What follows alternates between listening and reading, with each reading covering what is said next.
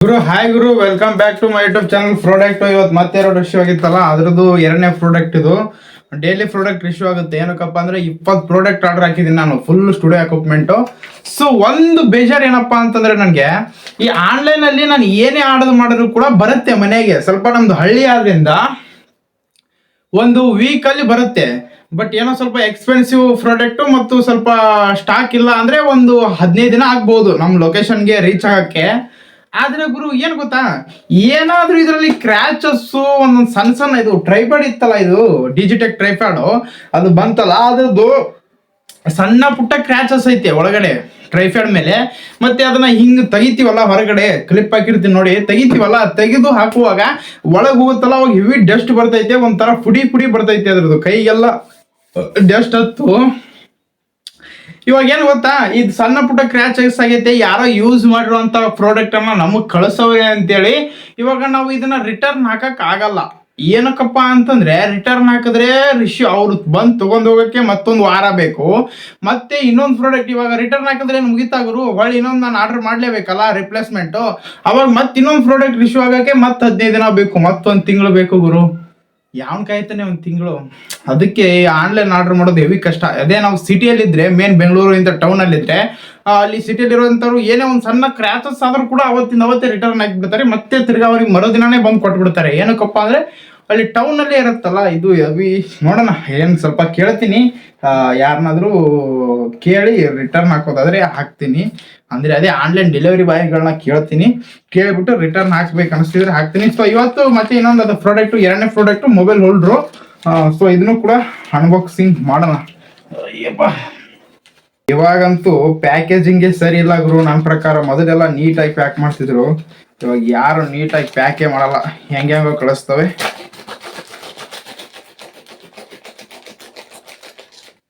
ಏನ್ ಗೊತ್ತಾ, ಈ ಆನ್ಲೈನ್ ಅಲ್ಲಿ ಅಮೆಝಾನ್ ಆಗಿರ್ಬೋದು, ಫ್ಲಿಪ್ಕಾರ್ಟ್ ಆಗಿರ್ಬೋದು, ಯಾವುದೇ ಇರಲಿ, ತುಂಬಾ ಏನ್ ಮಾಡ್ತಾರೆ ಗೊತ್ತಾ, ನಾವು ಆರ್ಡರ್ ಮಾಡಿರ್ತೀವಲ್ಲ ಹೊಸ ಪ್ರಾಡಕ್ಟ್ ಗಿಂತನ ಹಳೆ ಪ್ರಾಡಕ್ಟ್ ಕಳಿಸೋದೇ ಜಾಸ್ತಿ. ಇವ್ರು ಹೆಂಗ್ ಗೊತ್ತಾ, ಯಾರೋ ಯೂಸ್ ಮಾಡಿ ರಿಟರ್ನ್ ಹಾಕಿರ್ತಾರೆ.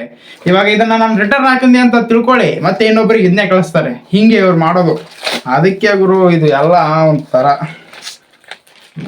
ಏನ್ ಮಾಡಕ್ಕಾಗಲ್ಲ ಗುರು. ಏನಕ್ಕಪ್ಪ ಅಂದ್ರೆ ಇವೆಲ್ಲ ಆಫ್ಲೈನ್ ಅಲ್ಲಿ ಸಿಗಲ್ಲ, ನಮಗ್ ಬೇಕಾಗಿರೋ ಎಕ್ವಿಪ್ಮೆಂಟ್ ಎಲ್ಲ.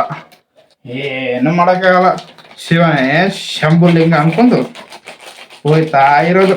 ಅನ್ಬಾಕ್ಸಿಂಗ್ ಅಂತೂ ಆಯ್ತು. ಸೊ ಇದು ಏನಪ್ಪಾ ಅಂತಂದ್ರೆ, ಇದೊಂದು ಮೊಬೈಲ್ದು ಹೋಲ್ಡರ್ ಗುರು. ಅಂಬ್ರೇನಾ ಕಂಪ್ನಿದು ನಂದು ಹತ್ರ ಒಂದು ಆಲ್ರೆಡಿ ಪವರ್ ಬ್ಯಾಂಕ್ ಐತೆ, ನಿಮ್ಗೆ ತೋರಿಸ್ತೀನಿ ರೀ. ಮುರಿದು ಗಿರಿದು ಹೋಗೈತೆ ಅಂತ ಭಯ. ಏನಕ್ಕಪ್ಪ ಅಂದ್ರೆ ಚೇರಿಗೆ ಬಡಿತೈತೆ ಅದು.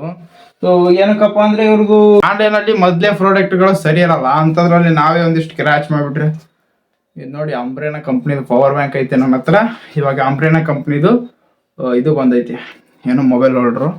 ಸೊ ಒಳ್ಳೆ ವಿಷಯ. Ambrane company the best company. Power bank ಚೆನ್ನಾಗಿ ಕೆಲಸ ಮಾಡುತ್ತೆ ನಮ್ದು, ಅದಕ್ಕೋಸ್ಕರ. ಸೊ ಅನ್ಬಾಕ್ಸಿಂಗ್ ಮಾಡ್ತೀನಿ. ಟೇಬಲ್ ಒಂದು ಬರೋದೈತೆ, ಟೇಬಲ್ ಬಂದ್ರೆ ಆರಾಮಾಗಿ ಅನ್ಬಾಕ್ಸಿಂಗ್ ಮಾಡ್ಬೋದು, ಒಂದು ನೀಟ್ನೆಸ್ ಇರುತ್ತೆ. ಅದಕ್ಕೋಸ್ಕರನೇ ಅಲ್ವಾ ಸ್ಟುಡಿಯೋ ಮಾಡ್ತಾ ಇರೋದು ಗುರು.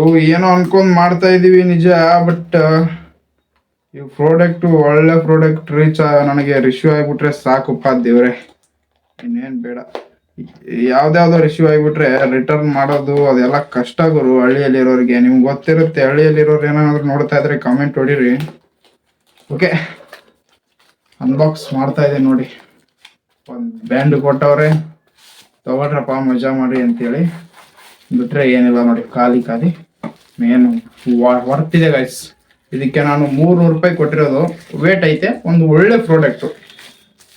Direct open.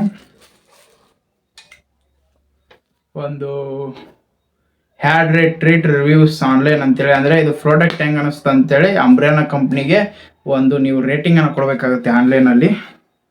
ಸೊ ಒಳ್ಳೆ ವಿಷಯ, ಬಟ್ ಪ್ರಾಡಕ್ಟ್ ಮಾತ್ರ ಚೆಂದಾಗೈತೆ.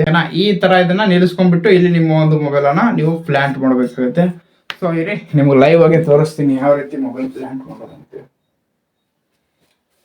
ಇವಾಗ ನೀವೇನಾದ್ರೂ ಸ್ಟೂಡೆಂಟ್ ಆಗಿದ್ದೀರಾ ಅಥವಾ ಏನಾದ್ರೂ ವರ್ಕ್ ಮಾಡ್ತಾ ಇದ್ದೀರಾ ಅಂದ್ರೆ, ಇದನ್ನ ನಿಮ್ಮ ಒಂದು ಟೇಬಲ್ ಮೇಲೆ ಈ ತರ ಇಟ್ಬಿಟ್ಟು, ನಿಮ್ಮ ಒಂದು ಫೋನ್ ಇರುತ್ತಲ್ಲ ಅದನ್ನ ಈ ರೀತಿ ಪ್ಲಾಂಟ್ ಮಾಡಬಹುದು. ಓಕೆ, ನೋಡ್ತಾ ಇರ್ಬೋದು ಈ ತರ. ಈ ಥರ ನಿಮ್ಮ ಒಂದು ಮೊಬೈಲ್ ಫ್ಲ್ಯಾಂಟ್ ಮಾಡೋಕ್ಕೆ ದ ಬೆಸ್ಟ್ ಹೋಲ್ಡರ್. ಓಕೆನಾ?